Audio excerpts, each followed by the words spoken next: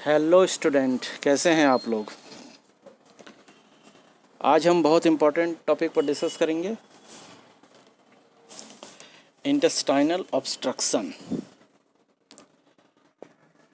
Intestinal obstruction के बारे में हम कंप्लीट स्टडी करेंगे।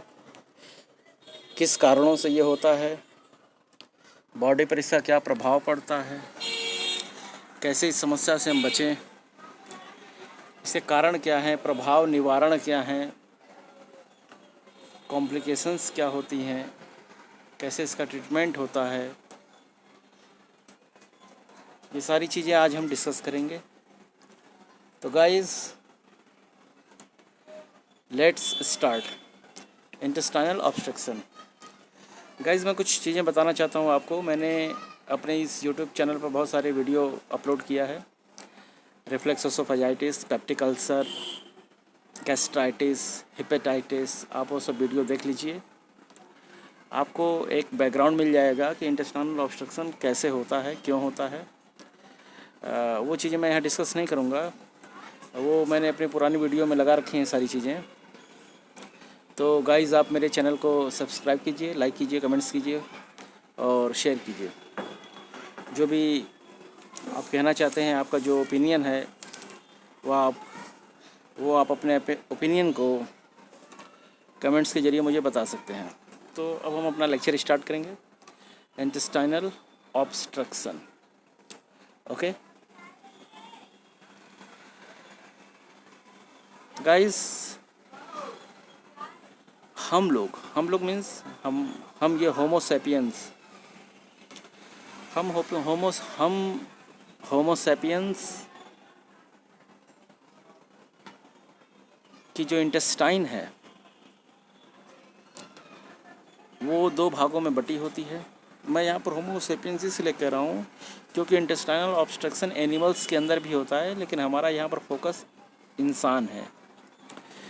तो इंटेस्टाइनल ऑब्स्ट्रक्शन इंसानों में कैसे होता है, ह्यूमन जो हमारी नस्ल है, जो हमारा होमो सैपियंस है, मानव जाति, उसमें ये बीमारी कैसे होती है। क्योंकि ये बीमारी अकॉर्डिंग टू WHO चौथे या पाँचवें नंबर की बीमारी है, जिसके कारण हमारे देश में, दुनिया में लोगों की मौत होती है। इंटेस्टाइनल ऑब्स्ट्रक्शन के बहुत सारे रूप देखने को मिलते हैं। कई तरह की इसमें सर्जरीज़ होती हैं, कोलोस्टमी से लेकर एनास्टमोसिस तक। इन सारी चीज़ों पर हम डिस्कस अभी करेंगे, मैं आगे बताऊंगा। फ़िलहाल मैं यहाँ पर आपको बता रहा हूँ आउटलाइंस, हमें क्या क्या पढ़ना है। तो इसमें हमें पढ़ना है introduction, definition, epidemiology, pathophysiology, sign and symptom, aetiology, complications, diagnosis and treatment. मैंने कुछ पिक्चर्स भी लगा रखी हैं, वो भी आपको समझने में काम आएगा। हम बात करते हैं पहले इंट्रोडक्शन की। इंट्रोडक्शन मतलब परिचय, बीमारी से परिचय पहले हम करते हैं कि ये कैसे होता है।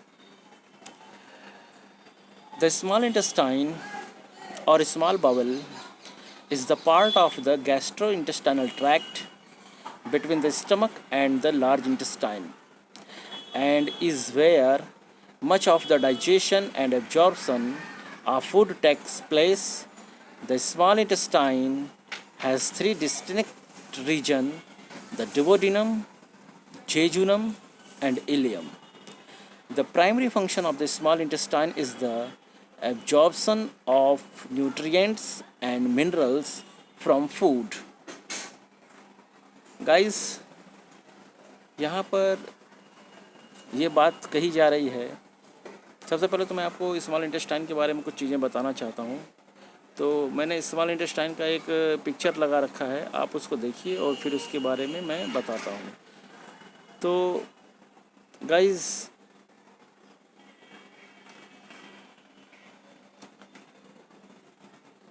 ये जो पिक्चर आप देख रहे हैं, ये किसी व्यक्ति के स्मॉल इंटेस्टाइन की पिक्चर है, जिसमें कि ऑब्स्ट्रक्शन के कारण, ऑब्स्ट्रक्शन मतलब रुकावट, रुकावट के कारण एक एबनॉर्मलिटी शो हो रही है। गाइस, स्टमक के बाद स्मॉल इंटेस्टाइन शुरू होता है और उसके बाद लार्ज इंटेस्टाइन होता है। स्मॉल इंटेस्टाइन के 3 पार्ट होते हैं, डुओडेनम, जेजुनम और इलियम। स्मॉल इंटेस्टाइन की लंबाई लगभग 6.5 मीटर होती है, 6.5 मीटर। नाम इसका स्मॉल है लेकिन लंबाई इसकी लार्ज से ज़्यादा होती है। स्मॉल इंटेस्टाइन की लंबाई 6.5 मीटर होती है, लार्ज इंटेस्टाइन की लंबाई 1.5 मीटर होती है। मतलब पूरा इंटेस्टाइनल जो ट्रैक्ट है वो 8 मीटर लंबा होता है। लार्ज इंटेस्टाइन के भी 3 हिस्से होते हैं, सीकम, कोलन और रेक्टम। कोलन जो होता है उसके भी 3 हिस्से होते हैं अगेन। एक का नाम है असेंडिंग कोलन, दूसरे का नाम है ट्रांसवर्स कोलन और तीसरे का नाम है डिसेंडिंग कोलन। उसके बाद अंत में होता है रेक्टम और उसके बाद होता है एनल कैनाल, जहाँ से फीकस पास आउट होता है बॉडी के बाहर। हम लोग इसकी एनाटॉमी और फिजियोलॉजी फर्स्ट ईयर में पढ़ चुके हैं पिछले साल, वो चीज़ें आप देख लीजिएगा। क्योंकि हम यहाँ एनाटॉमी फिजियोलॉजी नहीं, हम बीमारी के बारे में डिस्कस करेंगे। गाइस, स्मॉल इंटेस्टाइन और लार्ज इंटेस्टाइन जहाँ पर आपस में मिलते हैं उस एरिया को कहा जाता है इलियोसिकल वाल्व। वहाँ पर एक वाल्व होती है इलियोसिकल वाल्व, जो 1 साइडेड होती है, एक तरफ खुलती है। यानी कि जो मटेरियल है वो स्मॉल इंटेस्टाइन से लार्ज इंटेस्टाइन में इलियोसिकल वाल्व के थ्रू जा सकती है। इस बात को फिर से ध्यान दीजिए, जो मटेरियल है वो स्मॉल इंटेस्टाइन से लार्ज इंटेस्टाइन में इलियोसिकल वाल्व के थ्रू जाती है। स्मॉल से लार्ज की तरफ जाती है इलियोसिकल वाल्व से, लेकिन लार्ज से वापस स्मॉल की तरफ वो नहीं आ सकती। इलियोसिकल वाल्व 1 साइडेड ओपन होता है। इसका नाम इलियोसिकल वाल्व इसलिए है क्योंकि यहाँ पर स्मॉल इंटेस्टाइन का आखिरी पार्ट इलियम और लार्ज इंटेस्टाइन का फर्स्ट पार्ट सीकम आपस में मिलते हैं, इसलिए इसका नाम इलियोसिकल वाल्व है। इस वाल्व को यहीं पर एक स्ट्रक्चर होता है जिसका नाम है वर्मीफॉर्म अपेंडिक्स। तो गाइस, एक बीमारी होती है ऑब्स्ट्रक्शन। ऑब्स्ट्रक्शन का मतलब होता है जो हम खाना खाते हैं, जो खाना हम बकल कैविटी में खाते हैं, बकल कैविटी से खाना हमारे बकोफेरेंजियल कैविटी से खाना नीचे उतरता है, सरकता है सलाइवा के थ्रू, ईसोफेगस के द्वारा वो स्टमक में जाता है। स्टमक में जाने के बाद हमें पता है वहाँ पर गैस्ट्रिक जूस होती हैं, वहाँ पर गैस्ट्रिन हार्मोन्स होते हैं जो अपना अपना काम करते हैं। उसके बाद ये खाद्य पदार्थ जो है ये पाइलोरिक स्पिंचर के थ्रू वहाँ से पास करके स्मॉल इंटेस्टाइन में जाता है। वहाँ पर फर्स्ट पार्ट होता है डुओडेनम। यहीं पर एक विशेष प्रकार का हार्मोन सिक्रीट होता है CCK, कोलियोसिकल CCK इस हार्मोन का नाम है। पूरा नाम है इसका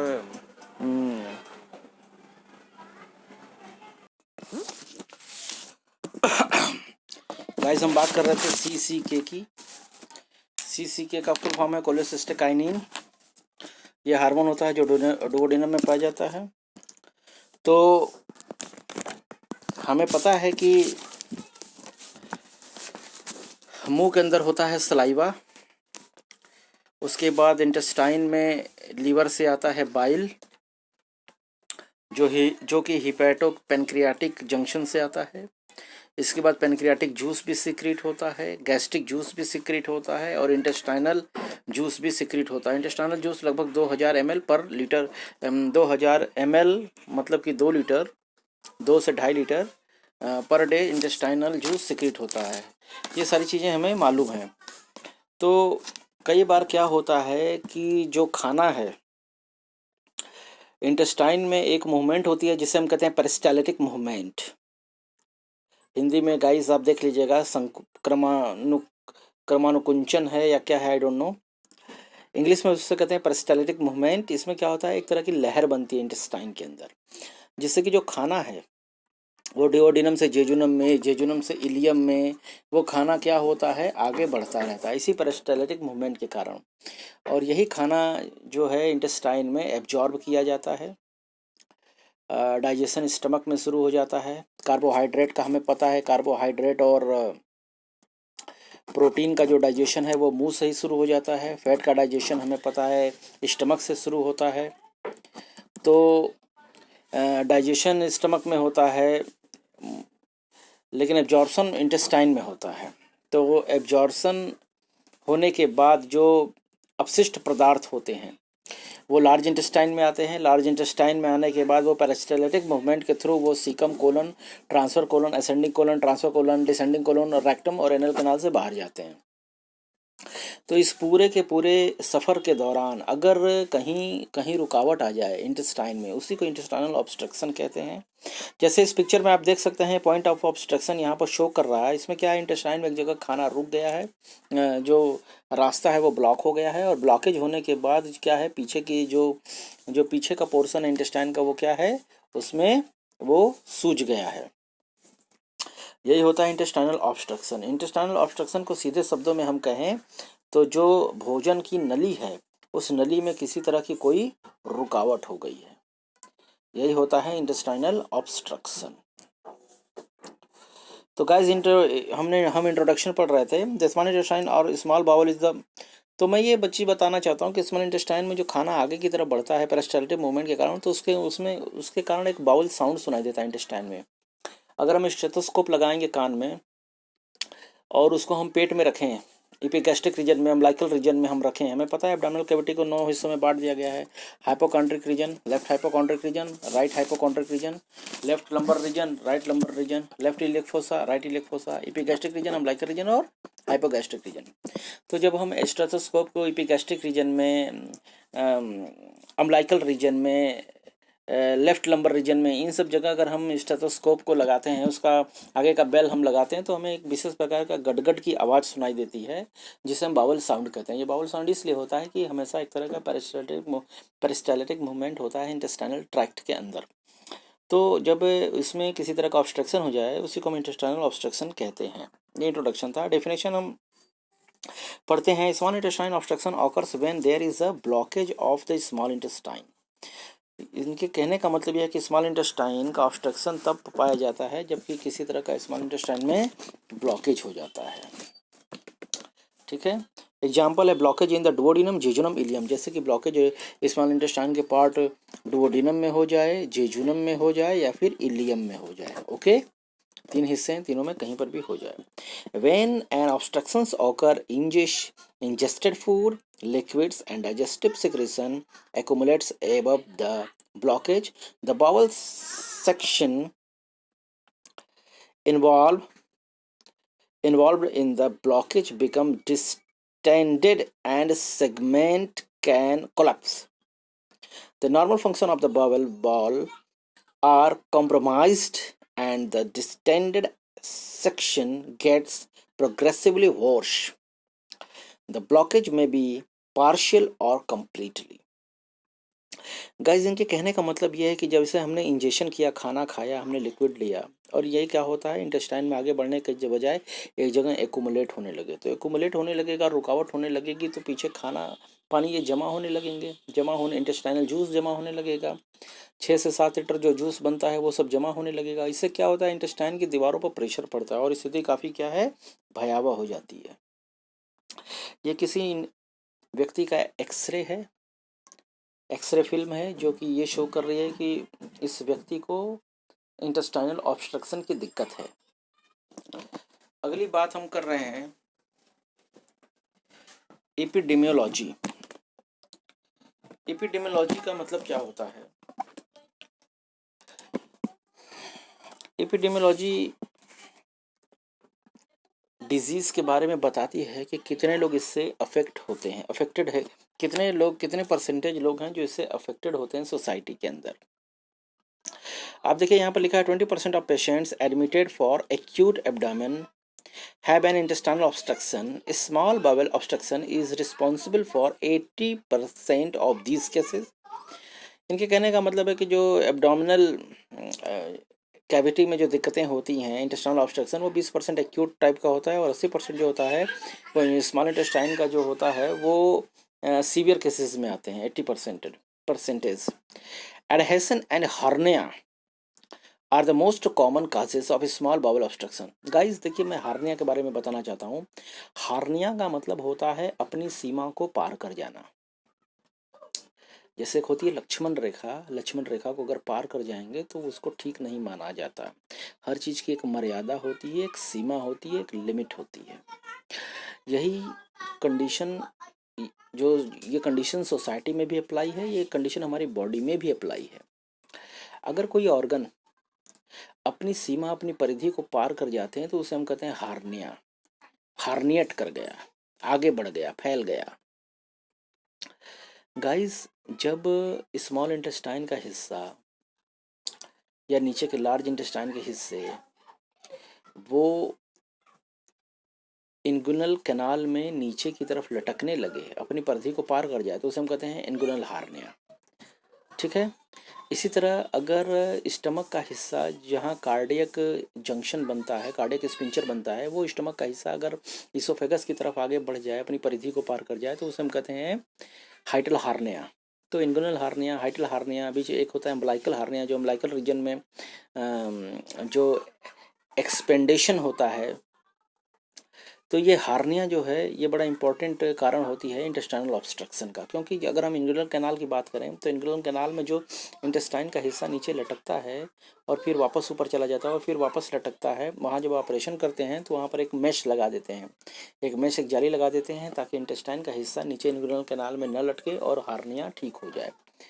तो कई बार क्या होता है कि इंटेस्टाइन का हिस्सा जो इंगुइनल कैनाल में नीचे लटक रहा है इंगुइनल हार्निया के केस में, तो वो वापस ऊपर नहीं आ पाता और वो जो हिस्सा नीचे लटक जाता है वहाँ पर ऑब्स्ट्रक्शन हो जाता है। तो हार्निया बहुत ही कॉमन कॉज है इंटेस्टाइनल ऑब्स्ट्रक्शन का।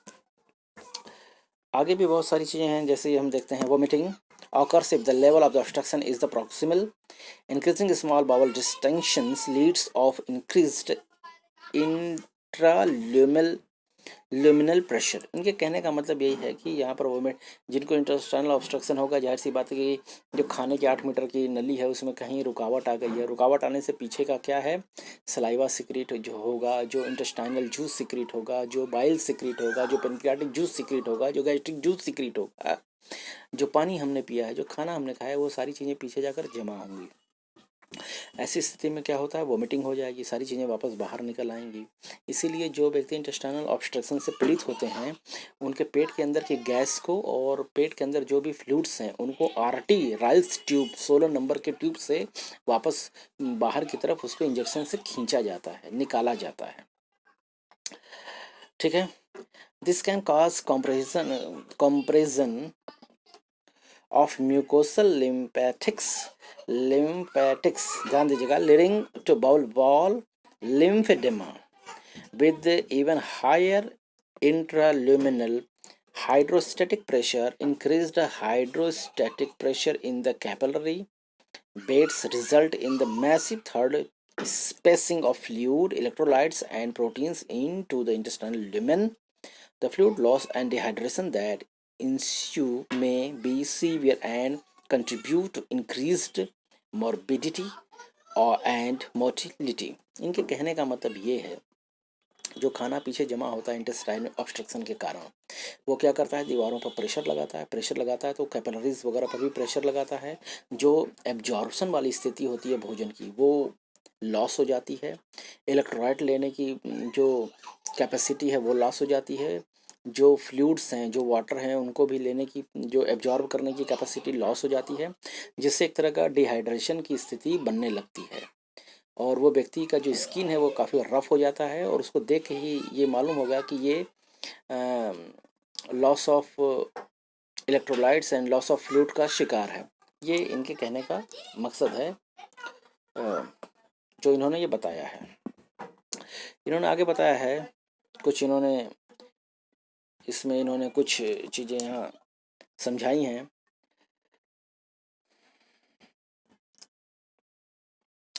The arterial occlusion leads to the bowel ischemia and necrosis. देखिए, ischemia और necrosis दो वर्ड आते हैं, ठीक है। और ये जैसे कार्डियक में भी होता है, कार्डियक ischemia, ओके। नेक्रोसिस का मतलब हमें पता है, टिश्यू का क्या है, क्षतिग्रस्त होना, degeneration, damage of the tissue, that is necrosis. तो ये बावल इस्चमिया और नेक्रोसिस की कंडीशन शुरू हो जाती है जब ये एब्जॉर्प्शन नहीं होता है और आर्टरीज पर, ठीक है, कैपिलरीज पर जब प्रेशर पड़ता है। ओके, और इससे और भी बहुत सारी समस्याएं शुरू होती हैं, जैसे पेरिटोनोसिस वगैरह होता है, डेथ हो जाती है, इससे जाहिर सी बात है इससे मृत्यु हो जाएगी। यहाँ पर फूड के जमा होने से क्या होता है, बैक्टीरियल इन्फेक्शन भी होता है। बैक्टीरियल इन्फेक्शन में क्या हो सकता है, एस्चेरिचिया कोलाई होता है, कई बार हेलिकोबैक्टर पाइलोरी बैक्टीरिया का भी इन्फेक्शन यहाँ हो जाता है। तो यहाँ पर अगला लिखा गया, bacteria in the gut proliferate proximal to the obstruction, microvascular changes in the bowel wall allow translocation to the mesenteric lymph node. This is associated with an increase in the incidence of the देखिए यहाँ पर लिखा है bacteria, ठीक है, bacteria का एक group है bacteria due to the Escherichia coli. E coli है, ई कोलाई हमें पता है कि बहुत ही कॉमन ये माइक्रो ऑर्गेनिज्म है जिससे के कारण की चीज़ें डिस्टर्ब होती हैं, चाहे वो अल्सर की स्थिति बने या इंटेस्टाइनल ऑब्स्ट्रक्शन बने या इंटेस्टाइनल परफोरेशन बने या फिर इंटेस्टाइनल नेक्रोसिस हो, इस्चीमिया की कंडीशन हो। तो इसमें एस्चेरिचिया कोलाई का बहुत बड़ा हाथ होता है। यहाँ पर हेलिकोबैक्टर पाइलोरी बैक्टीरिया भी अपना काम करते हैं, ठीक है। देखिए आगे लिखा है, but the clinical significance is ulcer. Okay, इनके ये सारी चीज़ें बताने का मकसद बस यही है कि जब भी ऑब्स्ट्रक्शन होता है तो जो म्यूकोसा लेयर होती है, हमें पता है कि 5 तरह की लेयर होती है ना इंटेस्टाइन में, हम लोग पढ़ चुके हैं। स्मॉल इंटेस्टाइन, ये जो स्टमक है और इंटेस्टाइन है, उसमें 5 तरह की लेयर होती हैं। इनर मोस्ट लेयर को हम म्यूकोसा कहते हैं, उसके बाहर वाले को सब म्यूकोसा कहते हैं। और ऊपर जाते हैं हम तो वहाँ पर हमें मिलता है circular muscular layer, longitudinal muscular layers और बाद में पेरिटोनियम वगैरह होती हैं। तो इनके कहने का मतलब यही है कि ऑब्स्ट्रक्शन होने पर म्यूकोसा पर प्रेशर पड़ता है। आर्टेरियल ये कैपिलरीज हैं, आर्टेरियल जो वहाँ पर स्ट्रक्चर्स हैं वो क्या हैं, डैमेज होती हैं। एक तरह से कंज्यूम करने का, एब्जॉर्ब करने की कैपेसिटी लॉस होती है, डिहाइड्रेशन होता है, इलेक्ट्रोलाइट्स बैलेंस डिस्टर्ब होते हैं और बैक्टीरियल इन्फेक्शन भी यहाँ कॉमन चीज़ है। एटियोलॉजी, क्या क्या कारण है इंटेस्टाइनल ऑब्स्ट्रक्शन होने का। यहाँ पर लिखा है, intestinal obstructions are either the result of something blocking part of the intestine and it's associated with the abdominal pain, mechanical, or due to the paralysis of intestinal musculature. There is absence of pain, paralytic ileus. Guys, वही चीज़ें हैं जो मैंने पहले कहा है। Aetiology क्या है, किसी तरह का इंटेस्टाइनल ब्लॉकिंग ही इंटेस्टाइनल ऑब्स्ट्रक्शन का ही कारण बनती है। इसमें पेन होता है, जाहिर सी बात है। इसके क्या कारण है, what is the mechanical obstruction of small intestine, क्या क्या हो सकते हैं। इसमें पहला इंटेस्टाइनल एडहेशन, जैसे कि bands of the fibrous tissue in the abdominal cavity that can form after abdominal और पेल्विक सर्जरी। मान लीजिए कि किसी व्यक्ति की आंत फट गई है, जैसे मान लीजिए कि किसी व्यक्ति ने सुसाइड करने की कोशिश की, उसने तेजाब पी लिया। इस तेजाब ने क्या किया, उसके इंटेस्टाइन में एक होल, छेद कर दिया। इसको हम कहते हैं इंटेस्टाइनल परफोरेशन। ओके, फिर से सुनिए कंडीशन, किसी व्यक्ति ने आत्महत्या की कोशिश की, उसने तेजाब पिया, तेजाब उसके इंटेस्टाइन में गया, इंटेस्टाइन को उसने जला दिया, इंटेस्टाइन में उसने 1, 2, 10 या मल्टीपल वहाँ पर होल कर दिया, छेद कर दिया। वहाँ से क्या चीज़ें हैं, वहाँ से जो इंटेस्टाइन की कंटेंट है वो वहाँ से लीकेज करने लगेंगी। इसी को हम कहते हैं इंटेस्टाइनल परफोरेशन। इसके बाद क्या होता है, हम सर्जरी करते हैं। सर्जरी होती है एनास्टोमोसिस, उसमें आंत के उस हिस्से को काट कर हटा देते हैं और बाकी के दोनों सिरों को वहाँ पर जोड़कर स्टिचिंग कर देते हैं। इसे हम कहते हैं इंटेस्टाइनल, इस ऑपरेशन को हम कहते हैं इंटेस्टाइनल एनास्टोमोसिस ऑपरेशन। तो जब सर्जरी हो गई इंटेस्टाइन फट गई थी, इंटेस्टाइन की सर्जरी हो गई, तो उसके बाद कॉम्प्लिकेशन में ये होता है इंटेस्टाइनल ऑब्स्ट्रक्शन। ओके, दूसरा है हार्निया। हार्निया के बारे में हम बात कर चुके हैं। हार्निया जो इंटेस्टाइनल हार्निया है या इंगुइनल हार्निया है, जो अम्बिलिकल हार्निया है, हाइटल हार्निया है, इंगुइनल हार्निया है, ये इंटेस्टाइनल ऑब्स्ट्रक्शन को पैदा करते हैं, उत्पन्न करते हैं। ये एटियोलॉजी है।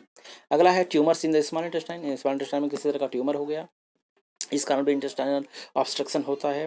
Inflammatory bowel disease such as the Crohn's disease, ठीक है, इन्फ्लेमेटरी बाउल डिजीज, जो इन्फ्लेमेशन हो जाए इंटेस्टाइन के अंदर, वो भी एक समस्या होती है इंटेस्टाइनल ऑब्स्ट्रक्शन का। टेस्टिंग ऑफ द इंटेंसिव volvulus and telescoping of the intestine, ठीक है, ये सब एटियोलॉजी है। बट ये जो नीचे की दोनों चीज़ें हैं ये आउटडेटेड हैं। मेन बस वही चीज़ें हैं, आप समझ लीजिए, किसी तरह की सर्जरी, ट्यूमर या कैंसर या फिर किसी तरह का परफोरेशन, ये सब चीज़ें बढ़ावा देती हैं ऑब्स्ट्रक्शन को। अगला है पैरालाइटिक इलियस, ये एक कारण है, ये एक एटियोलॉजी है इंटेस्टाइनल ऑब्स्ट्रक्शन का, जिसमें कि जैसे कि इसके बारे में मैं पढ़ता हूँ। Paralytic ileus can cause sign and symptom of intestinal obstruction but does not involve a physical blockage. Okay, in paralytic ileus, muscles or nerve problems disrupt the normal coordinated muscles contraction of the intestines, slowing or stopping the movement of food and fluid through the digestive system. देखिए guys, हम सभी urine पेशाब करते हैं, चाहे mail हो या female. हम जब पेशाब करते हैं तो हमारी मांसपेशियां हमारे इच्छानुसार काम करती हैं, वो वॉलेंटरी होती हैं, ऐच्छिक होती हैं। हम जब चाहते हैं तब यूरिन होता है, जब हम कंट्रोल करना चाहें तो कंट्रोल कर लेते हैं। ये हमारे हाथ में होता है, हमारे नियंत्रण में होती है। वॉलेंटरी मसल्स होती हैं जहाँ जो हमारा यूरिनरी सिस्टम है उसमें हमारे इच्छा के अनुसार यूरिन होता है। लेकिन जब हमारी इच्छा के अनुसार यूरिन ना हो, यूरिन अपने से ही हो जाए, तो उससे हम कहते हैं इनकंटिनेंस ऑफ यूरिन। या फिर यूरिन पास ही ना हो और ब्लैडर में यूरिन भरा हो, तो उसे हम कहते हैं रिटेंशन ऑफ यूरिन। तो यही सारी, तो कहने का मतलब ये है कि जब जो हमारा नर्व है वो हमारे मसल को क्या करता, मसल के साथ क्या करता है, कोऑर्डिनेट करता है। हमारा जो नर्वस सिस्टम है वो हमारे मस्कुलर सिस्टम के साथ कोऑर्डिनेट करता है, एक तरह के से संबंध स्थापित करके काम करता है। तो पैरालाइटिक इलियस में क्या होता है, किसी तरह का कोई फिजिकल बैरियर नहीं होता, किसी तरह का कोई खाद्य पदार्थ, किसी तरह का कोई ऑब्स्ट्रक्शन इंटेस्टाइनल ट्रैक्ट में नहीं होता है, बल्कि जो नर्वस सिस्टम है और जो मस्कुलर सिस्टम है वो आपस में कोऑर्डिनेट नहीं कर पाते। इस तरह से एक तरह का इनविजिबल, अदृश्य इंटेस्टाइनल ऑब्स्ट्रक्शन देखने को मिलता है। ओके, और इसका रिजल्ट ये होता है कि यहाँ पर क्या होता है, स्लोइंग और stopping the movement of food and fluid through the digestive system. जो खाना और पानी है वो क्या होता है, बहुत ही स्लो होता है या रुक जाता है। उनका मूवमेंट, उनका जो गति है, जो आंत में बढ़ने की जो प्रक्रिया है वो धीमी हो जाती है या रुक जाती है खाना और पानी का, जबकि नर्वस सिस्टम और मस्कुलर सिस्टम कोऑर्डिनेट नहीं करता इंटेस्टाइनल एरिया में। यहाँ कोई फिजिकल बैरियर नहीं होता, आई रिपीट अगेन, बस कोऑर्डिनेशन नहीं होने के कारण बाद में स्थिति ऑब्स्ट्रक्शन की बनती है और उसके बाद फिर ये विजिबल होता है, फिर दिखने लगता है कि खाना और पानी रुक रहा है। शुरू में नहीं ये होता है, बाद में ये होता है। इस चीज़ को क्लियर कर लीजिएगा, कोई फिजिकल बैरियर नहीं होता है, केवल कोऑर्डिनेशन की कमी होती है। कोऑर्डिनेशन की कमी के कारण बाद में फिजिकल बैरियर उत्पन्न होता है। गाइस, अगली टियोलॉजी है इंटेस्टाइनल ऑब्स्ट्रक्शन होने का। Paralytic ileus can affect any part of the intestine, ये बताया गया है। जो पैरालाइटिक इलियस जो दिक्कत है वो इंटेस्टाइन में कहीं पर भी हो सकती है, और ऐसा होने का कारण इन्होंने बताया है एब्डोमिनल सर्जरी, जैसा मैंने कहा, ऑब्स्ट्रक्शन या परफोरेशन वगैरह की सर्जरी हो या पेल्विक सर्जरी हो, इन्फेक्शन हो। ओके, और बाकी इन्होंने बताया है muscle and nerve disorder such as Parkinson disease हो। पार्किंसन डिजीज़ बुजुर्ग लोगों को होता है, इसमें हाथ पांव कांपते हैं, मेमोरी पूरी तरह लॉस हो जाती है, और इसमें इंटेस्टाइनल ऑब्स्ट्रक्शन ज़्यादातर देखने को मिलता है क्योंकि कोऑर्डिनेशन डिस्टर्ब हो जाता है नर्वस सिस्टम और मस्कुलर सिस्टम का। इसके साथ यहाँ पर एक चीज़ और बताई गई है, certain medication including anti depress, जो डिप्रेशन की जो दवा होती है, anti depressants and pain medications that affect the muscles and nerves. जो लोग डिप्रेशन की दवा लंबे समय से खाते हैं या जो लोग दर्द निवारक दवाएं, एनाल्जेसिक दवाएं लंबे समय से खाते हैं, उस कारण भी वृद्धावस्था में मसल्स और नर्व सिस्टम का कोऑर्डिनेशन बिगड़ जाता है। इस कारण शुरू में तो नहीं दिखाई देता है, बट धीरे धीरे वो फिजिकल बैरियर एक तरह से बनने लगता है, क्योंकि खाना और पानी का पेरिस्टाल्टिक मूवमेंट स्लो होने से या रुकने से वहाँ जमा होने लगता है और इंटेस्टाइनल ऑब्स्ट्रक्शन की स्थिति बन जाती है। आगे गाइस ये साइन एंड सिम्टम, क्या क्या साइन सिम्टम होते हैं इंटेस्टाइनल ऑब्स्ट्रक्शन के। इसमें है क्रैम्प, क्रैम्पी मतलब कि मरोड़, ऐठन। क्रैम्पी एब्डोमिनल पेन, मरोड़ करके पेन होना एब्डोमिनल पेट में। एंड कम्स एंड गोज, आता जाता रहता है। कभी पेट में मरोड़ होगा, दर्द होगा, ठीक हो जाएगा, फिर होगा, फिर ठीक हो जाएगा, इंटरवल दे दे के होगा। नाजिया, उल्टी की तरह महसूस होना, वोमिटिंग, उल्टी कर देना, ठीक है। डायरिया, डायरिया आपको पता है, लूज मोशन शुरू हो जाता है। कॉन्स्टिपेशन, कॉन्स्टिपेशन मतलब स्टूल क्या है, बिल्कुल टाइट हो जाए और वो पास ना हो पाए। ऐसी स्थिति में स्टूल सॉफ्टनर की दवाएं, क्रेमाफिन वगैरह देनी पड़ती है, लेकिन स्थिति काफ़ी जब खराब हो जाती है तो सर्जरी तक करानी पड़ती है। तो कॉन्स्टिपेशन यहाँ है a late finding as evidence of the absence of the flatus और बावल मूवमेंट, ठीक है। अगला है फीवर एंड टैकीकार्डिया। फीवर मतलब बुखार आता है, टैकीकार्डिया मतलब पल्स क्या है, बहुत तेज़ी से चलने लगते हैं। नॉर्मल जो हमारा पल्स रेट होता है वो 72 से 80 होता है बीट्स पर मिनट। 72 से 80 बार दिल की धड़कन, जो हमारी पल्स है वो होती है, दिल की धड़कन 72 से 80 बार होती है नॉर्मली। जब वो 80 से ज़्यादा हो जाए तो उसे हम कहते हैं टैकीकार्डिया, जब 72 से कम हो तो उसे हम कहते हैं ब्रेडिकार्डिया। एक्चुअली जब हम 60 के नीचे होता है तब ब्रेडिकार्डिया कहते हैं, और 90 के ऊपर जब होता है तब टैकीकार्डिया होना चाहिए क्लिनिकली। तो कहने का मतलब है पल्स नॉर्मल रेट से ज़्यादा हो जाए तो उसे हम टैकीकार्डिया कहते हैं। और यहाँ टैकीकार्डिया और फीवर की जो है मिला जुला लक्षण देखने को हमें मिलता है। Occurs late and may be associated with the strangulations. Okay, now we can discuss about severe bloating. ये भी हमें पता है, स्थिति काफ़ी वो ब्लॉट कर जाती है, सीवियर जो कि खराब कंडीशन की होती है। और डिक्रीज एपिटाइट, मतलब एपिटाइट मतलब भूख ना लगना है, जिसे हम कहते हैं एनोरेक्सिया, लॉस ऑफ एपिटाइट, वो डिक्रीज कर जाता है। ओके, खाना पीना क्या है वो एक तरह से छूटने लगता है।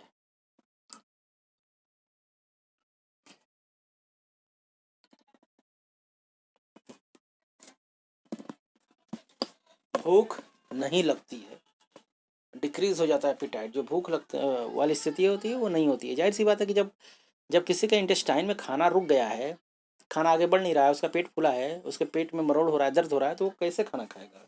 तो उसकी भूख क्या है, डिक्रीज कर जाती है, डिक्रीज एपेटाइट। ओके, अगला देखिए, हमने एक पिक्चर लगा रखा है, इसमें किसी व्यक्ति के पैर में इन्फ्लेमेशन हो गया है। इन्फ्लेमेशन भी एक बहुत बड़ा कारण होता है इंटेस्टाइनल ऑब्स्ट्रक्शन का। इन्फ्लेमेशन के बारे में भी थोड़ा मैं बता देता हूँ। इसके कुछ लक्षण हैं जैसे कि हीट, रेडनेस, स्वेलिंग, पेन और लॉस ऑफ फंक्शन। लैटिन में इसे कहते हैं कैलोर, रुबोर, टुमोर, डोलोर और पंक्टियोलाइशा। ओके, अगला देखिए, ये भी एक कंडीशन होती है हाइटल हार्निया के कंडीशन में, जब गैस्ट्रिक अल्सर हो जाए या इसोफेगल अल्सर हो जाए। This is also a common causing agent of the intestinal obstruction, you no.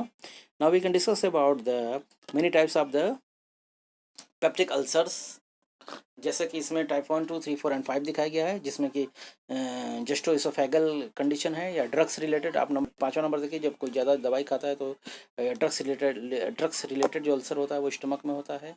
इसी तरह होता है प्री पाइलोरिक। इसी तरह combined gastric and duodenal ulcer भी होता है। इसी तरह लेजर कर्व के पास भी अल्सर होता है। ये सारे अल्सर भी आगे चलकर इंटेस्टाइनल ऑब्स्ट्रक्शन को बढ़ावा देते हैं। ये कोई महिला है जिसने कि अपने पेट को पकड़ा हुआ है। इसको क्या दिक्कत है, इसको एब्डोमिनल क्रैम्पिंग हो रही है, पेट में मरोड़ हो रहा है जो कि आ जा रहा है। आने जाने का मतलब इंटरवल दे दे के पेट में उसके क्रैम्पिंग, दर्द हो रहा है। ऐसी कंडीशन में जांच कराते हैं तो पता चलता है कि इसको ऑब्स्ट्रक्शन हो गया है। ऐसी यही कंडीशन होती है। कॉम्प्लिकेशंस क्या हैं, अनट्रीटेड, ट्रीटेड मतलब कि जिसका कोई इलाज ही ना हो, अनट्रीटेड इंटेस्टाइनल ऑब्स्ट्रक्शन। किसी को इंटेस्टाइनल ऑब्स्ट्रक्शन है, उसको ट्रीट ना किया जाए, छोड़ दिया जाए, ठीक है ना। राम भरोसे हिंदू होटल टाइप का। राम भरोसे हिंदू होटल, ये शब्द इसलिए मैं यहाँ यूज कर रहा हूँ कि कुछ लोग होते हैं जो कि छोड़ देते हैं कि भगवान राम ठीक करेंगे या फिर हमारा खुदा ठीक करेगा, तो ऊपर वाले के ऊपर छोड़ देते हैं। और ऊपर वाला जो है वही उसी तरह सुनता है जैसे कि आजकल कोरोना में सुन रहा है, मतलब बिल्कुल सो जाते हैं ऊपर वाले भी। तो जब आपने बिल्कुल ऊपर वाले के ऊपर छोड़ दिया और इलाज नहीं कराया तो क्या दिक्कतें होती हैं। Untreated intestinal obstruction can causes serious left life threatening complications including life threatening, मतलब जीवन के लिए खतरा उत्पन्न हो जाता है। हम ये नॉर्मल मानकर चलते हैं कि हम 100 साल जिएंगे, नहीं 100 तो 80 साल, नहीं 80 तो 70 साल या 60 साल ही जिएंगे।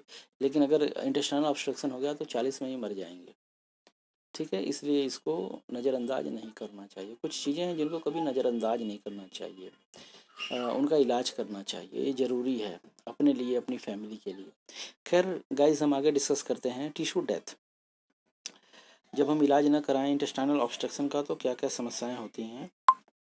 तो इसमें है tissue death. Intestinal obstruction can cut off the blood supply to part of the your intestine. Lack of blood causes the intestinal wall to die. Tissue death can result in a tear, perforation in the intestinal wall which can lead to infection. इनके कहने का मतलब यही है कि जब intestinal obstruction का आप इलाज नहीं कराते हैं तो दीवारें धीरे धीरे कमज़ोर होती हैं, उन पर प्रेशर पड़ता है, कमज़ोर होती हैं और वो फट जाती हैं और परफोरेशन हो जाता है और फिर मौत हो जाती है, क्योंकि ऑक्सीजन वहाँ मिलती नहीं है, वहाँ की जो सेल हैं वो मरने लगती हैं, टिश्यू सड़ने लगता है, ब्लैक हो जाता है टिश्यू पूरा, इंटेस्टाइन पूरा।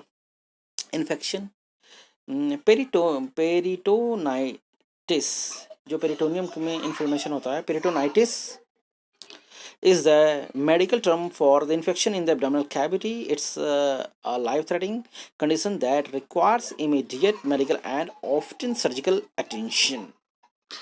पेरिटोनो, ये जो पेरिटोनो, आई एम सॉरी, मैं प्रोनाउंसिएशन मेरा थोड़ा सा अजीब लड़खड़ा जा रही है। पेरिटोनाइटिस, ठीक है। Peritonitis means inflammation within the peritoneum. तो peritonitis is the medical term, एक मेडिकल टर्म है। इसमें क्या होता है, मेडिकल सर्जिकल अटेंशन की ज़रूरत पड़ती है, क्योंकि जहाँ इन्फेक्शन शुरू हो गया, कहाँ, इंटेस्टाइन में, क्योंकि वहाँ पर ऑब्स्ट्रक्शन है, उसका ध्यान नहीं दिया गया है। यहाँ पर पाइलोरिक, हेलिकोबैक्टर पाइलोरी, अन्य दूसरे माइक्रो ऑर्गेनिज्म और एशेरिशिया कोलाई का यहाँ पर इन्फेक्शन शुरू हो जाता है। ये सब कॉम्प्लिकेशंस हैं। आगे है डिहाइड्रेशन। डिहाइड्रेशन मतलब कि जो उसके शरीर का पानी है वो धीरे धीरे कम होने लगता है, इलेक्ट्रोलाइट कम होने लगता है, इलेक्ट्रोलाइट एंड मेटाबॉलिक इम्बैलेंसेस भी हो जाते हैं। हाइपोकैलमिया, हाइपोकैलमिया मतलब जो पोटेशियम है वो कम हो जाता है। हाइपरनेट्रीमिया, सोडियम की मात्रा बढ़ जाती है। एल्कलोसिस एंड एसिडोसिस, एसिड और बेस का बैलेंस गड़बड़ हो जाता है। इसी तरह सेप्टिसीमिया होता है। सेप्टिसीमिया एक तरह का ब्लड का इन्फेक्शन हो गया। रिस्पायरेटरी फेल्योर होता है, respiratory acidosis from the distension of the abdomen. ये रिस्पिरेशन से संबंधित समस्याएं हैं, रिस्पायरेटरी फेल्योर और रिस्पायरेटरी एसिडोसिस। शॉक, व्यक्ति शॉक में चला जाता है। Hypovolaemic, loss of ECF, extra cellular fluid and और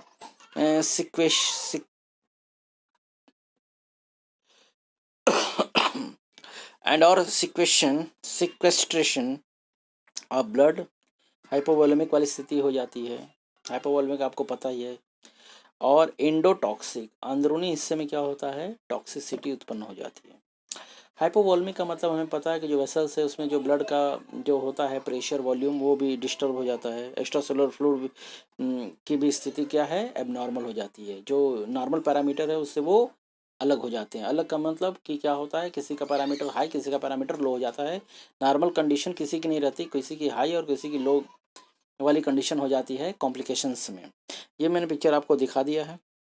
अगला पिक्चर ये है, आप देख सकते हैं पूरा स्मॉल इंटेस्टाइन है। स्टमक देखिए, स्टमक के नीचे आप देख सकते हैं ट्रांसवर्स कोलोन है, उसके नीचे स्मॉल इंटेस्टाइन है। वहाँ पर देखिए स्मॉल इंटेस्टाइन में जहाँ राउंड सर्कल बना है वो बता रहा है कि वहाँ पर क्या है, दीवार थोड़ी सी पिचक गई है, चिपक गई है और ऑब्स्ट्रक्शन हो गया, आप देख सकते हैं। अगला देखिए इसकी डायग्नोसिस हम कैसे करें, किसी को इंटेस्टाइनल ऑब्स्ट्रक्शन है तो उसमें डायग्नोसिस इस तरह होगी कि पहले हम सीरम की जाँच कराते हैं। यहाँ पर लिखा है सीरम केमिस्ट्रेस, सीरम की जांच कराते हैं। उसके बाद BUN की जांच होती है, ब्लड यूरिया नाइट्रोजन की। उसके बाद होता है क्रेटिनिन की जांच। इसके बाद क्रेटिनिन देखिए आपको पता है सोडियम पोटेशियम और क्लोराइड, ये तो नॉर्मल इलेक्ट्रोलाइट्स हमें पता ही है। जैसे पोटेशियम का नॉर्मल रेंज कितना होता है, 3.8 to 5.4। इसी तरह सोडियम का एक नॉर्मल रेंज है, इसी तरह क्लोराइड का एक नॉर्मल रेंज है। इसी तरह यूरिया, यूरिक एसिड, क्रेटिनिन और अमोनिया, इनकी भी जांच होती है। इनकी जांच होती है LFT में, KFT में, किडनी फंक्शन टेस्ट में, जिसे RFT भी कहते हैं, रीनल फंक्शन टेस्ट। तो ये सब जांच में पता चलता है क्रेटिनिन कितना है, इससे हम डायग्नोसिस कर पाते हैं कि कंडीशन क्या है, ऑब्स्ट्रक्शन है या नहीं है।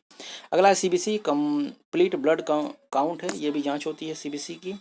इसी तरह अगली जांच होती है जिसे हम कहते हैं लैक्टेट डिहाइड्रोजिनेज टेस्ट। ओके, अगला है यूरिनेलाइसिस, यूरिन का एनालिसिस किया जाता है, यूरिनेलाइसिस। टाइप एंड क्रॉस मैच, ये सब जांचें हैं डायग्नोसिस की। एब्डोमिनल सिटी स्कैन कराया जाता है। कंप्यूटर टोमोग्राफी जो होती है वो एब्डोमेन की कराई जाती है। इसके बाद एब्डोमिनल एक्सरे, एब्डोमेन का सीटी कराया जाता है। सीटी कंप्यूटर टोमोग्राफी जो सीटी जांच होती है, सीटी स्कैन, वो पेट का कराया जाता है और साथ में पेट का एक्सरे भी कराया जाता है एब्डोमिनल। इसलिए यहाँ पर दोनों चीज़ें लिखी गई हैं, दोनों जांचें इंपॉर्टेंट है, abdominal CT scan, abdominal x ray. अगला है बैरियम इनेमा, और फिर है एब्डोमिनल अल्ट्रासाउंड। अल्ट्रासाउंड की जांच कराते हैं, यूएसजी अल्ट्रासोनोग्राफी कराते हैं, इससे सब चीज़ें क्लियर हो जाती हैं। ये एक महिला है जो कि जिसकी जांच हो रही है, वो लेटी है और आप देख सकते हैं कि फिजिकल अपीयरेंस यहाँ किया जा रहा है। मतलब यहाँ पर फिजिकली जांच की जा रही है, फिंगर से जांच की जा रही है। ठीक है, यहाँ पर फिजिकली अपीयरेंस है, मैकेनिकल अपीयरेंस नहीं है, इंस्ट्रूमेंटल अपीयरेंस नहीं है, यहाँ फिजिकल अपीयरेंस है। यहाँ यहाँ फिंगर से जांच की जा रही है कि उसके पेट में कहाँ दर्द है, और उस तरह से सर्जन क्लियर करते हैं कि क्या कंडीशन है, अपेंडिक्स की दिक्कत है, या गॉल ब्लैडर की समस्या है, या इंटेस्टाइनल ऑब्स्ट्रक्शन है, क्या है, या फिर अम्बलाइकल हार्निया है, क्या है। ये फिजिकली फिंगर से एब्डामिनल एरिया को टच करके, physically, I repeat again, physically finger से एब्डामिनल एरिया को टच करके सर्जन ये बताते हैं कि क्या समस्या है। ट्रीटमेंट इसका क्या क्या है, देखिए इसके बहुत सारे ट्रीटमेंट हैं। Although urgent relief of the obstruction is the ultimate aim, the general condition of the patient must first be improved by correcting fluid and electrolytes deficiencies and starting antimicrobial treatment। Antimicrobial treatment देते हैं, fluids उसे देते हैं, general measures कर, और भी बस इसमें correction of the fluid, electrolytes and metabolic imbalance, इन सब चीज़ों को यहाँ करेक्शन किया जाता है। ठीक है, जिसमें आरएल देते हैं, डेक्सट्रोज देते हैं, पोटेशियम क्लोराइड देते हैं। Okay, pulse rate, blood pressure, temperature, respiratory rate, जो वाइटल साइन है, इनकी जांच की जाती है। ओके, एंटीमेटिक देते हैं, जो उल्टी की दवाएं हैं वो सब देते हैं, जैसे कि प्रोमेथाजीन देते हैं, ओंडेस्ट्रॉन देते हैं। ओके,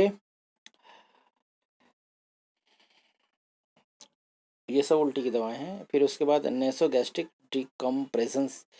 देखिए नेसोगैस्ट्रिक डिकम्प्रेशन क्या होता है, मैंने बताया ना कि अगर पेट में कोई खाना पानी रुक रहा है तो राइल्स ट्यूब डालकर अंदर से गैस और जो कंटेंट्स हैं, जो जूस वगैरह है, पेंटिक्रियाटिक और बाइल और गैस्ट्रिक जूस है, उनको निकालते हैं, खींचते हैं। इससे क्या होता है, इस तरह का प्रेशर कम होता है और किसी तरह का रिवर्ट बैक एस्पिरेशन की संभावना भी नहीं रहती है। अगला है सेडेशन। सेडेशन हमें पता है कि एक नींद की दवा दे देते हैं, उसे सेडेट कर देते हैं मॉर्फिन वगैरह दे के। ओके, अगला है antibiotic to the combat infection. Antibiotics तो चलेगा, ये तो कॉमन सेंस है।